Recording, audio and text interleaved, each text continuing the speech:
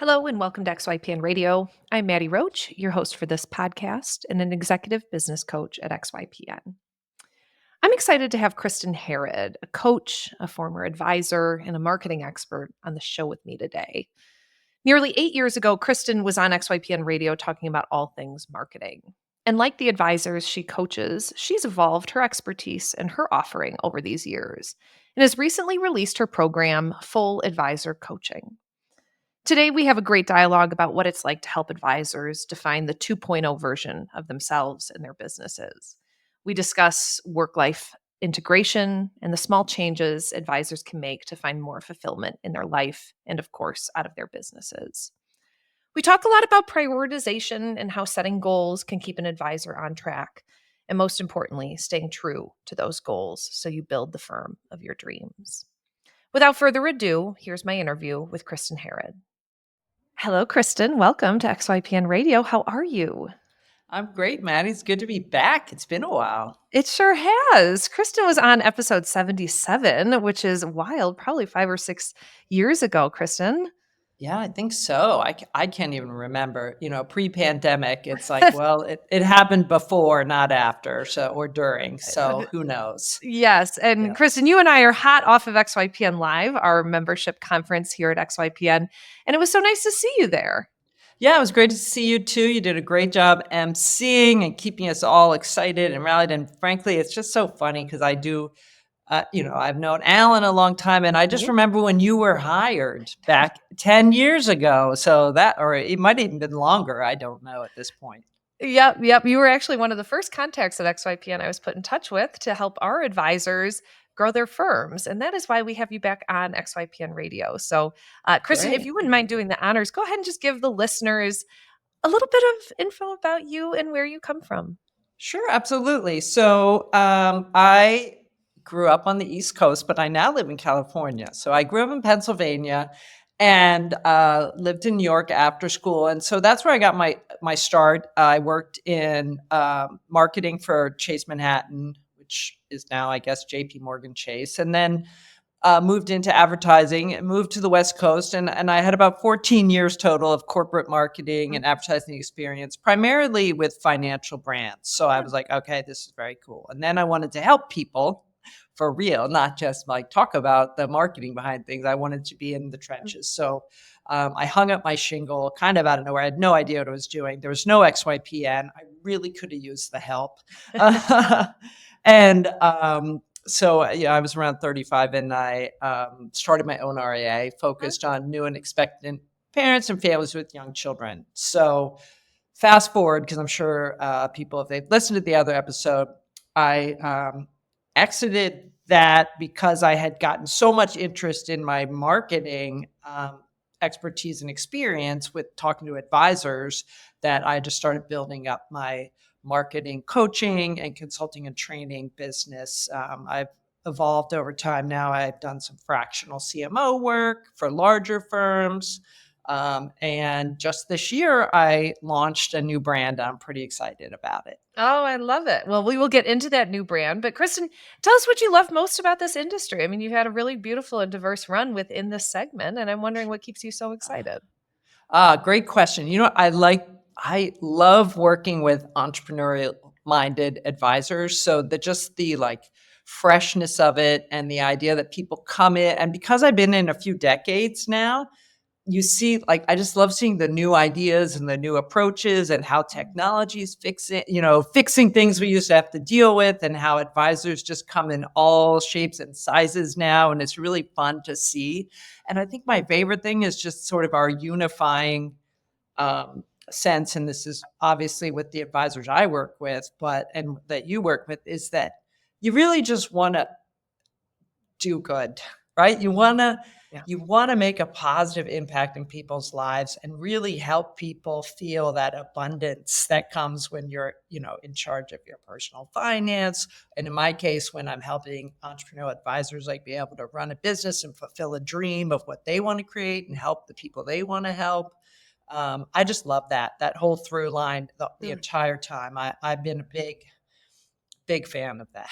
So, yeah, absolutely. It's fulfilling for me. So just to interact with people like that. And again, coming off the XYPN Live, you just got like shot in the arm of energy and excitement and creativity. And I loved that.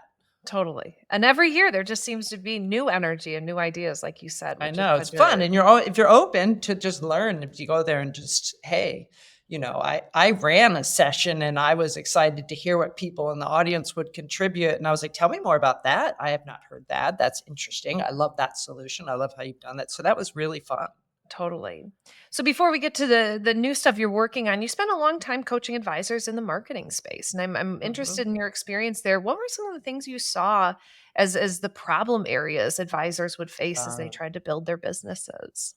Well, the number one is a failure to decide who your target audience should be. So that's my number one. Like, even as I work in different capacities, the first question I have for an advisor is, well, who are we trying to attract in? Who is the type of customer you enjoy working with and you offer the best value for? So no one wants to pigeonhole. Everyone's like, well, so that's hands down, right? That's my first and foremost.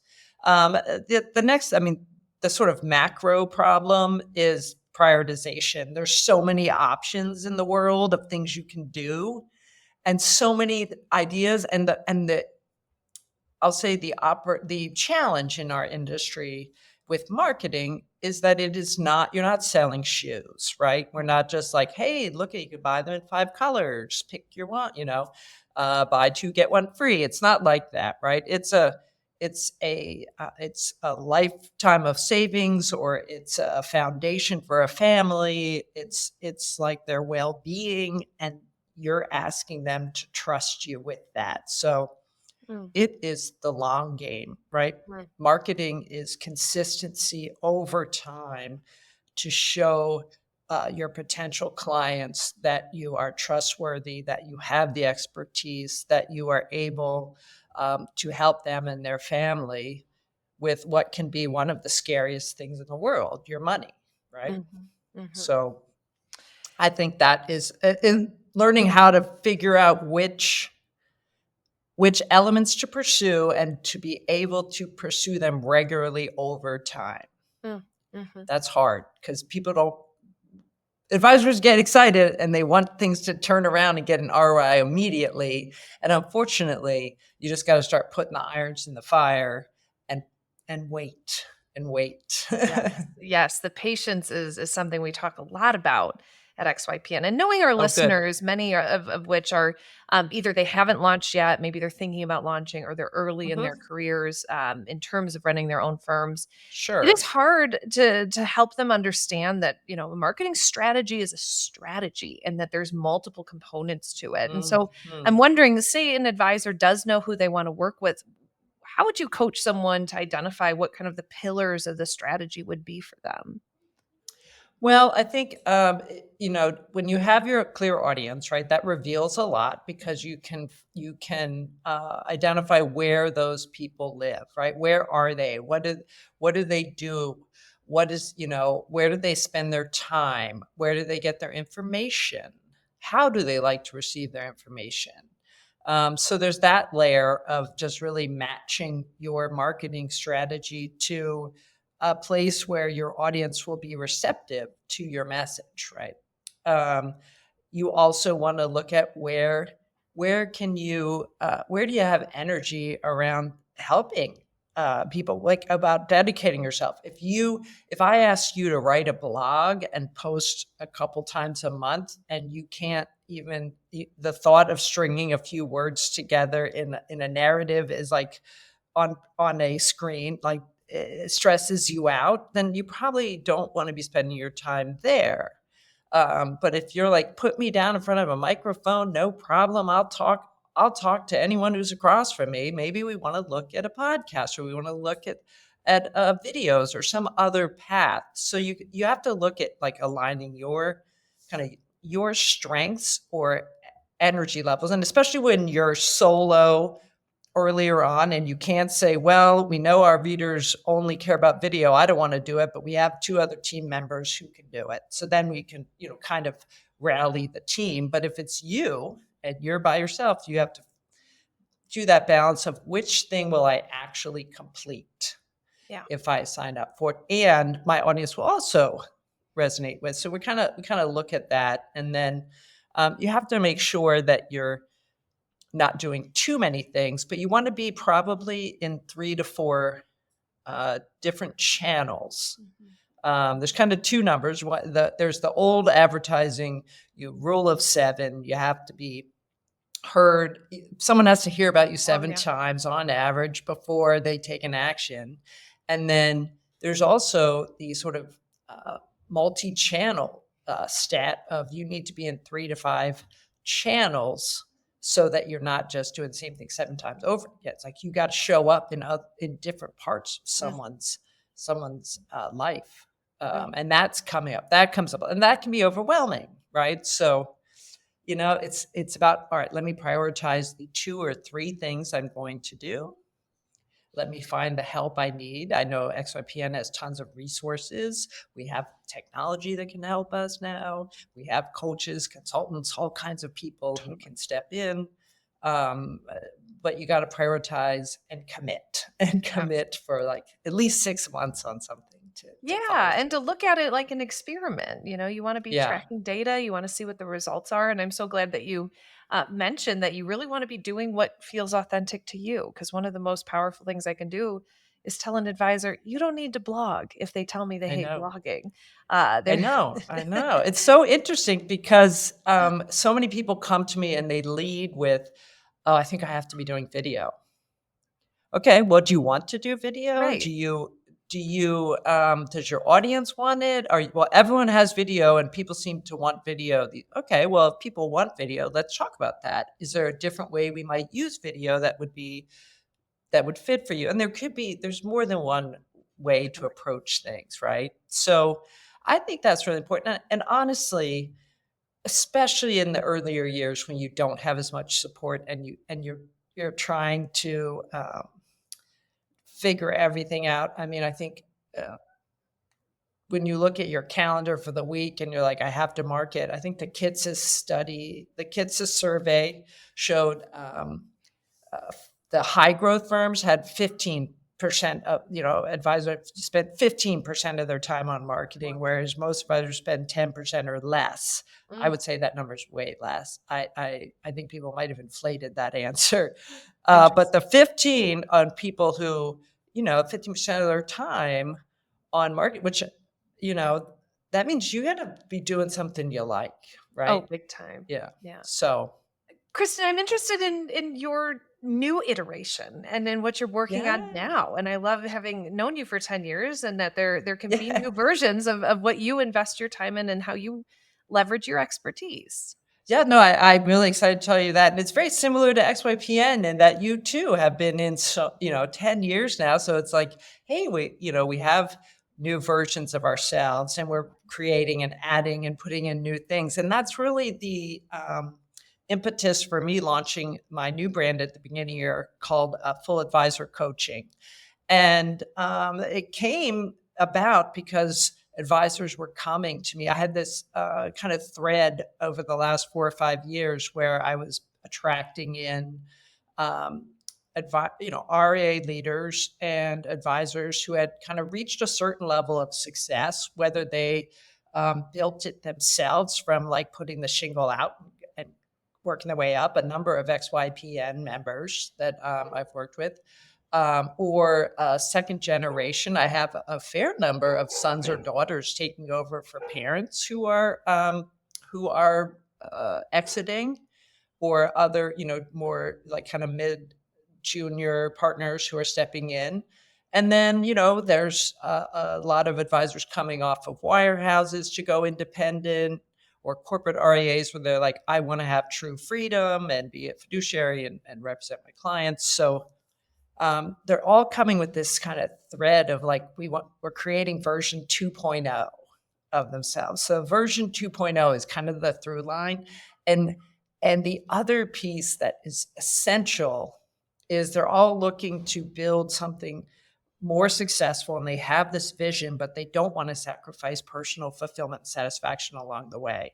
So this work-life integration is an important piece. I also don't say balance because we all live in the world to know that it's not balance, but integration, and how do they integrate life and work to create what it is they want, right? And so, um, interesting tidbit about myself, I'm also a trained life coach, and kind of went down that path before I became a financial planner, and thought I was going to go that route, and then decided to niche into personal finance and use life coaching in that area. But it's fun to kind of see that come back now, as I'm like, these are high achieving individuals who also kind of are full on in all parts of their, like, want to be involved in family, want to be involved in experiences in life, want to give back to their community or make an impact, or highly engaged in faith or community or other endeavors, right? And so how can we as a whole person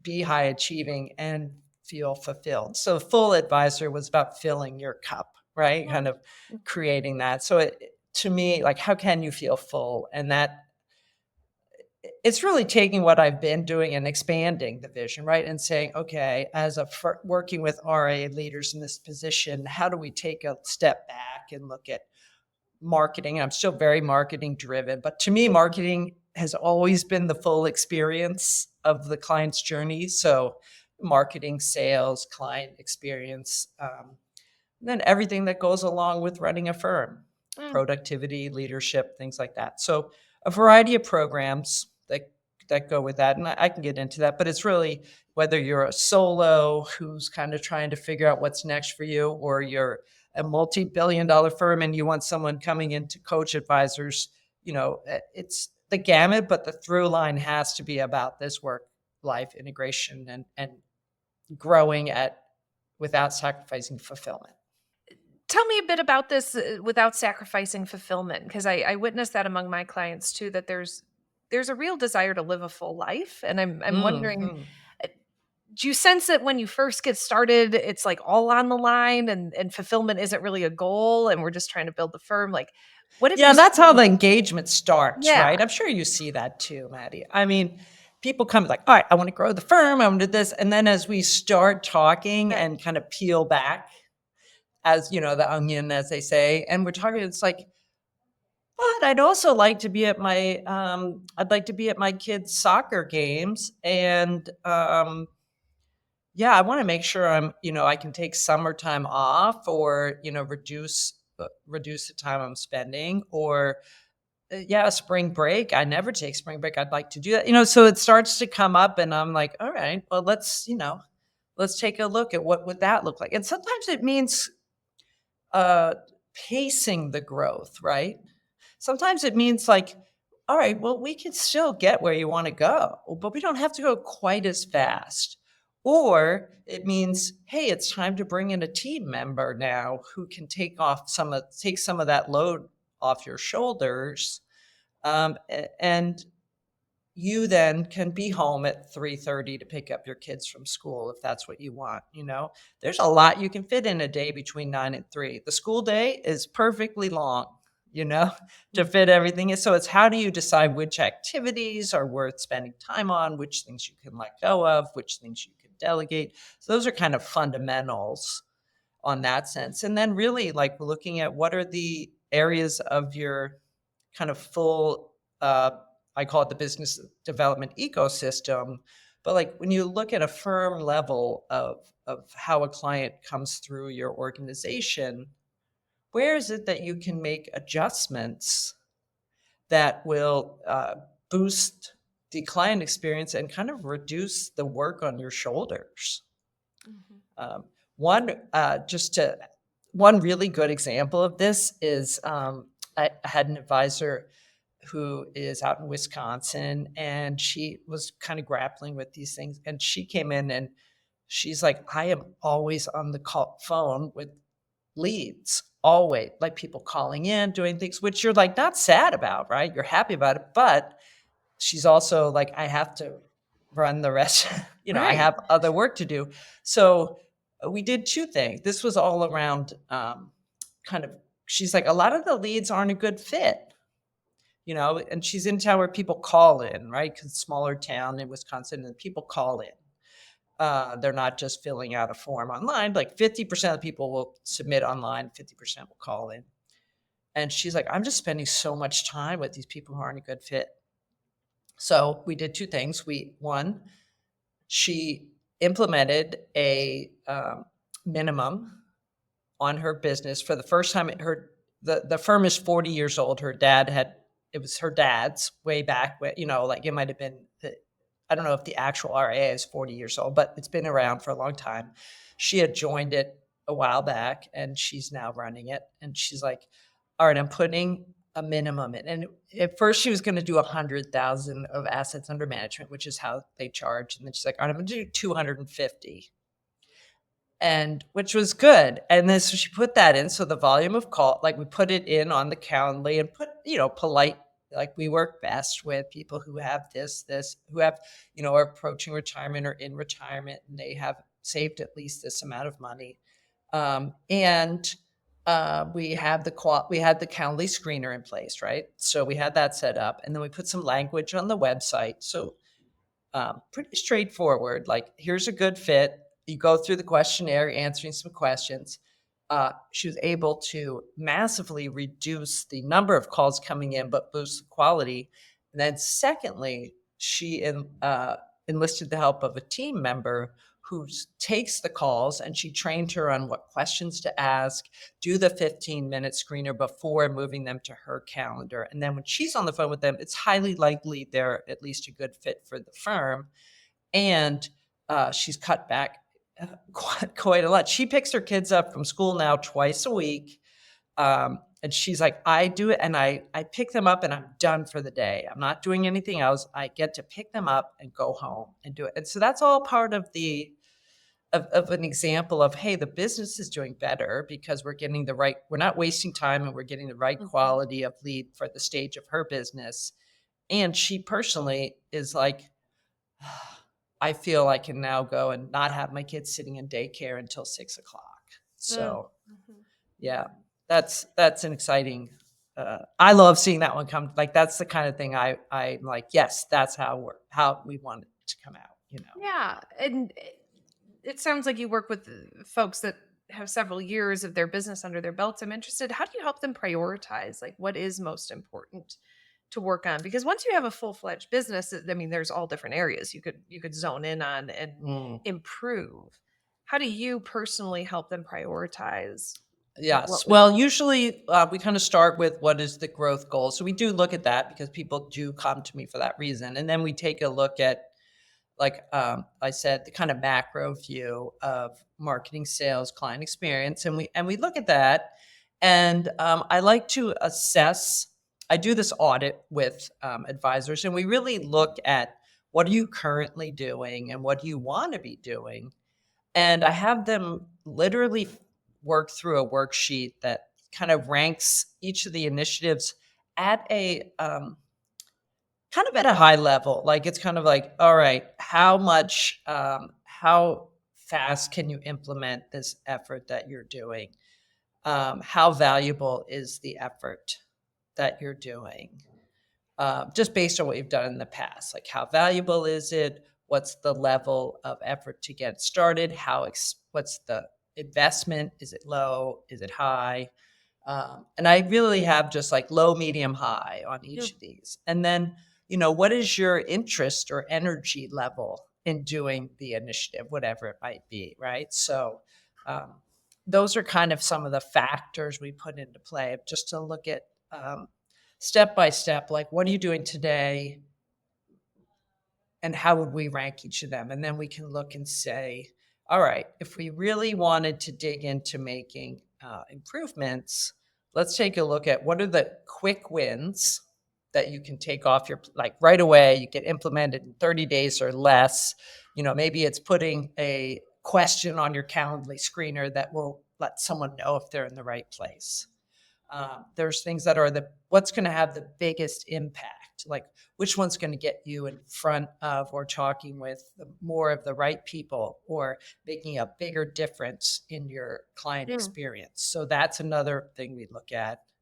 And then, like I said, I think having how energized are you about the initiative? Do you have an interest or energy in it, or does someone on your team, so that they can take the ball and run with it? And I think that's a great way for established firm owners to get younger or more junior advisors involved, not necessarily younger, just junior, more junior advisors coming in, because they might come in. I just had this happen when I was out in Minneapolis, and I met with one of my clients out there. It was really fun. I got to meet the partners in person for the first time. And then I met with their junior advisors. They had 2 junior advisors. And so they came in, and one came in and he was very passionate and interested in doing COI outreach. So center of influence, reaching out. And so he was asking me questions about that. And that's an area where he's able to take ownership of that and begin learning how to do business development. And I was talking with him about different ways he could do communication and what kind of content he could send them and different ways to do that. But he can own that for the organization and kind of carve his own path. Obviously, the partners are open to that type of thing. Another gentleman came in and he was very into video, right? So he was like, I want to take on video. I think this could be really interesting. And, again, partners saying, great, we just want to have, a clear plan on who's doing what. But it's something that I think can help kind of the newer people to the firm who want to, do more than just run plans in the back office, right? Running and putting into the software. If they have an interest or energy behind something, it's a way to start getting exposure. Absolutely. Do you see any themes among kind of the areas of, particularly around like the systems and the processes that need improvement at this point in an advanced firm's growth? Well, I'll say in any firm, it's that lead to client conversion time frame, right? So someone's raised a hand and shown an interest in your firm by either downloading a free guide off your website or signing up for your newsletter or coming to a webinar or an event that you held. And then they don't just magically become a client and call you up and say, all right, well, I'd like to sign. And if they do, it's like amazing and so rare, but it can happen. So I think my talk at XYPN the last year in Atlanta was around this concept. Like, how do you take a lead to a lifetime client? Like, and it's this idea that you cannot communicate enough, right, with people who have indicated an interest but have not yet scheduled a consultation and then have not yet become a client, right? So there's 2 parts, right? There's the people who, they become a lead, so they get on your list in some form or fashion that, from something you've done in the world. And then it's mapping out that communication system from the time where they initially say, I want to download your free checklist, What are all the communications they're getting? How is it that you're staying in touch with them? And really taking them through prompting. Okay, what happens once they schedule a consultation? What happens after they come in? They have the consultation. What is your thank you? How do you follow up? What do you do after that next meeting? How are you following up? What if you have another meeting? How are you following up? And then what happens in the instance where you don't hear from them? How often do you follow up? At what pace do you follow up? And what is the message that you're saying? So as you get more sophisticated and kind of the milestones and the triggers, you can create templates. You can have scripts for people to follow, to reach out, and really clearly kind of hold the hand of that lead to say, hey, and when you're ready, the next step is that we schedule a consultation. Okay. Now that you've had your consultation, the next step is that we have this more in-depth meeting where we talk through this, and you don't yet have to decide if you want to be a client until we're done with this meeting, whatever your process is, right? I've seen multi-meeting process.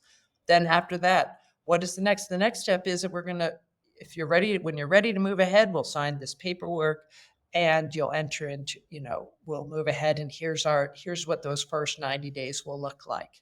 And so being very clear every step along the way with a follow-up message, because the fortune, and this was the title of the talk, which is the fortune's in the follow-up. 100%, because you're like, I don't want to bother them.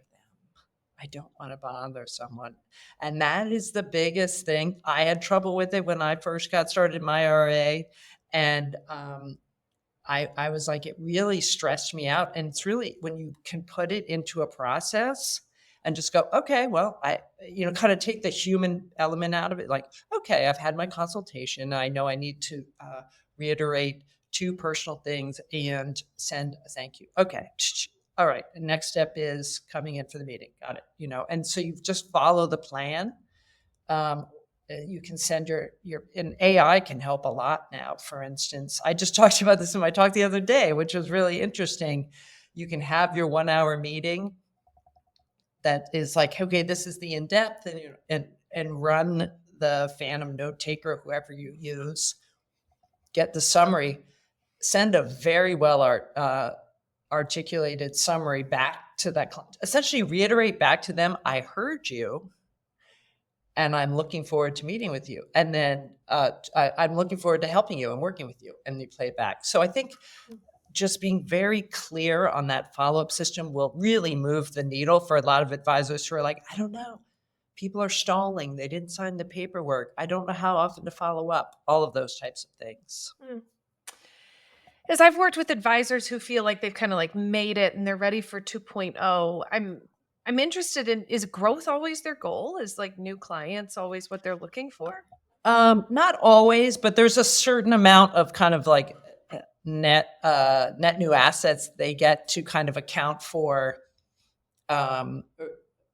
attrition, whether by death or especially as your base ages, it becomes more important. So to cover for kind of to stay ahead, right? Like just a little bit to stay maintaining, you have to kind of grow some to account for anyone who's left or left at the highest level, right? So so I do hear that. So there's various levels of that. Like some people are just like, you know what, I'm good. They set a certain client number, and as long as I have, X number of clients, and that's what we have in our that's what we want to maintain, and we don't want to be adding more advisors. This is just what we're looking at. And so there's still an effort of making sure people are coming in the door, but the focus may not be on sort of what we traditionally call top of the funnel marketing activities, like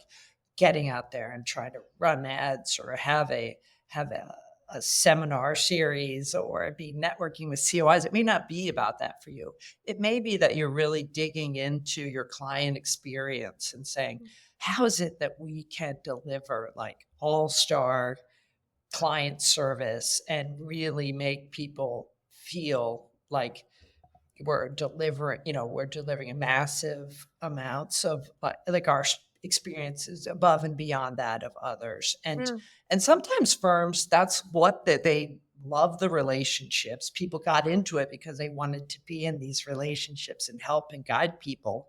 So it's really about making sure that, those groups of people stay in the firm, and they, if they have other like more money that they inherit or something changes, they get more share of wallet. They refer their friends who are like them. So that's helpful, just nurturing a client base and letting them know you are still taking on clients like them, then can be a very straightforward way to kind of, I won't say tread, because it's not that easy, right? Well, treading water can be tiring after a while, but like you can sustain, right? The goal is to create a sustainable firm. And if that's sustaining for you means to continue to grow, great. But you want to know that like it can hold its own, and you can kind of have that, you no longer have to like chase after everything. Like, can we just make it so that we know what's coming in and we know what's going out and we've got a good sense, and we're trying to really, deliver on these relationships, which is what a lot of people just really want to be servicing clients. Yeah. So I see that among a lot of advisors that after several years, there does become a question of like, how do I continue to add value to these longer term mhm. relationships? Wondering how you would coach an advisor to do an audit around the client experience. Like, how does someone improve a client experience, Yeah, say 5 to 10 years? that's a great question. And I know, I think it's Julie Littlechild has done a lot of work around this. If you've never looked at her work, she talks a lot. She does a lot of data tracking in that arena. What I'd like to do, I think about it in terms of everything. A lot of things I think about are in terms of communication, right? How are you communicating with clients?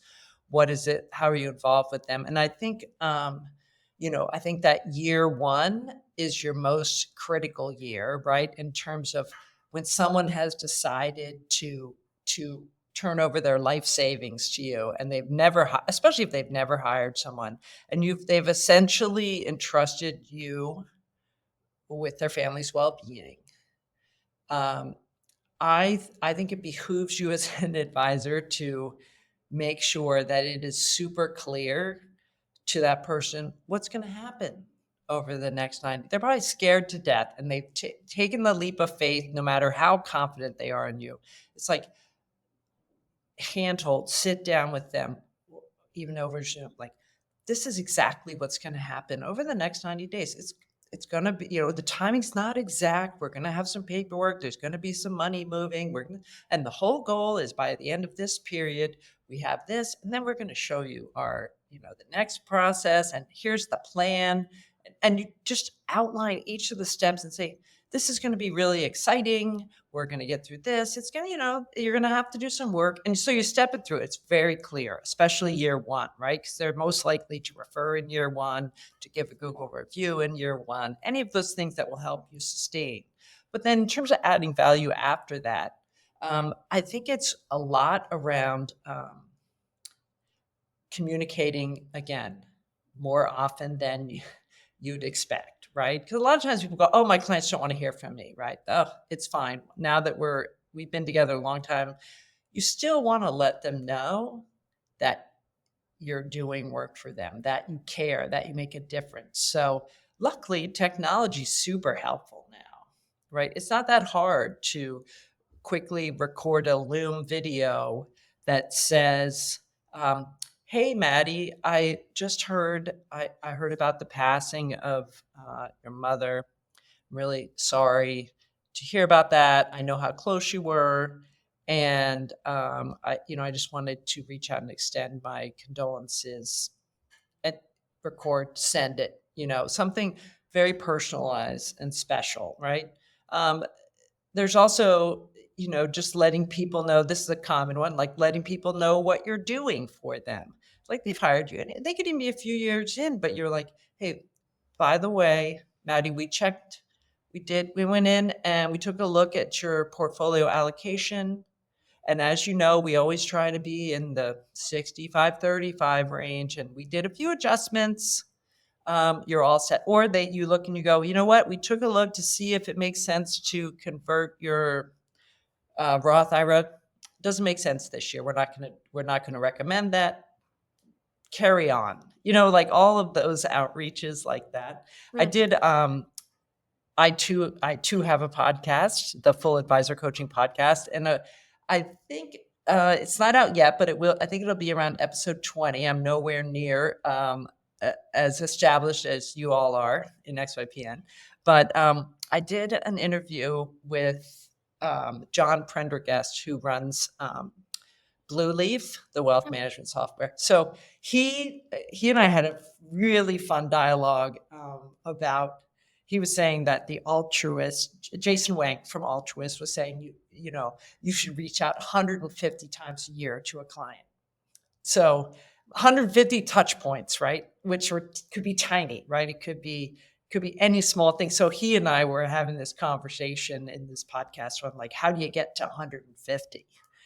And you'd be surprised. Like, it's like, "Oh, we have the newsletter. Okay, we have that. Oh, we send out a birthday card because it's her birthday." And then you kind of go on and go, "Well, there's also we send the quarterly statement. Okay, that's one." But then you start getting into to just outreach of like, hey, this is your RMD, we've got that ready, or we did a trade, or, hey, we've taken a look at your portfolio, nothing's changing, good to go. It was super, it's a fun one because John and I are like tallying up, trying to get to 150 going, all right. And the concept, as he referenced, I can't take credit for that, is around like, you don't really get upset with Netflix when they continue to say, hey, you liked this, you might like this. Or Amazon, where you're like, you've purchased these things. Did you know we have these things that would be great for you? Other shoppers, like, so it was kind of like proactive, serving, staying in front of, top of mind. It doesn't mean you're like it's a big long diatribe. It's just touch points. It was very interesting. I was one of the better ways of thinking about it that I hadn't quite heard before. Interesting. I hadn't heard that either. The 150 touch points. And I that's could once imagine every 3 days. Not even. No, it's like once every 2.5 days, something like that. Yeah, and I'm 2 interested in your perspective, because as I've witnessed advisors advance their firms, we're often working on doing less. Quite frankly. Yes. Yeah. Not providing less value, but doing an Right. audit of what can you stop doing? Because if we're trying to save you time, we probably So a lot of those things can be automated, right? So he talks through a lot of the platform, and he's like, if you can't automate them, you don't want to. It's like you're not looking to add on your plate, right? It's like there's lots of things that you can use segmentation and technology and send out email, and obviously on the Blue Leaf platform you can do that as well, and that was kind of one of the things, but it's like you'd automate that in and put that in and just have that mindset around things when you're doing it. But things that are another one is, I had another client who takes clients out to lunch every week. She's taking clients out to lunch multiple times a week, and there's hundreds of clients in the firm, and she's like, well, I'm still doing that. And like, okay, well, we need to take that off. I was like, if you love it, great, but think about the amount of time. Like, what's different? How could you do that differently? How can we think about scaling that back? Can we do once a month and we invite a certain number of clients to a breakfast? Can we, can we make it once every couple of years you meet a client for a meal? Like, how is it that you can start to shift off of that? And do they feel obligated? Do they really want that? I mean, her audience is older, so maybe they do, but is it necessary to the degree that you think it is? I'm interested in your advice around gauging success of initiatives. How do you coach advisors on determining if something's valuable or not?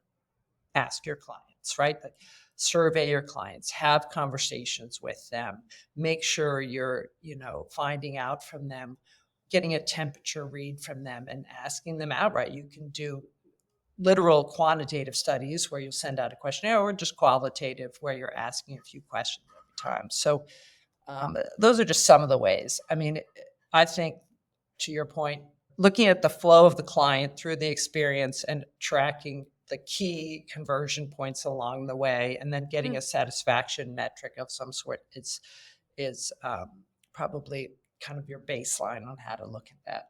Yeah.